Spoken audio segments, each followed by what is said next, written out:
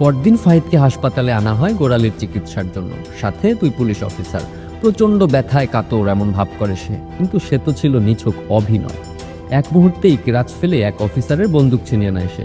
ফাহিদ ইসরায়েলে থাকাকালীন ক্রাভ মাগা শিখেছিল, দ্রুত আত্মরক্ষা ও অস্ত্র ছিনিয়ে নেওয়ার মারাত্মক এক যুদ্ধ কৌশল। দ্বিতীয় অফিসার কিছু বুঝে ওঠার আগেই ফাহিদ তার মুখে কনুই মেরে ফেলে দেয় মাটিতে, তার বন্দুকটাও কেড়ে নেয়। এরপর আবার দৌড়, একই দিনের মধ্যে দ্বিতীয়বার। ভাবা যায় এমন একজন কয়েদিকে তো চোখে চোখে রাখার কথা, তাই না? ঠিক 11টা 18 মিনিটে এক জেল গার্ড একটা শব্দ শুনে চমকে ওঠে। বাইরে থেকে যেন এক ধরনের গোগো আওয়াজ আসছে, মনে হয় মশা মারার মেশিন। কিন্তু রবিবার তো এরা কাজ করে না।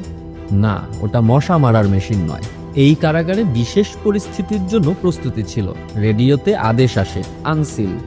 অন্যান্য ওয়াচ টাওয়ারেও একই জিনিস ঘটে। প্রতিটি টাওয়ারে থাকে একটি করে সিল করা অস্ত্র বাক্স।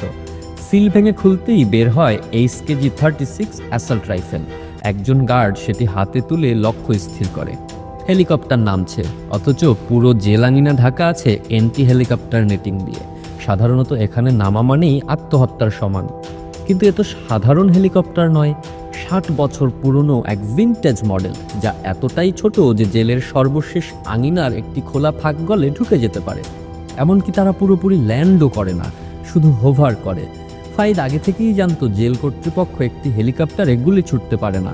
নিয়ম আছে, প্রোটোকল আছে। আর সে সম্ভবত এটাও জানতো যে স্টেফান এই নির্দিষ্ট ভিনটেজ মডেলের হেলিকপ্টারটিকে হোভার করিয়ে রাখতে পারেন।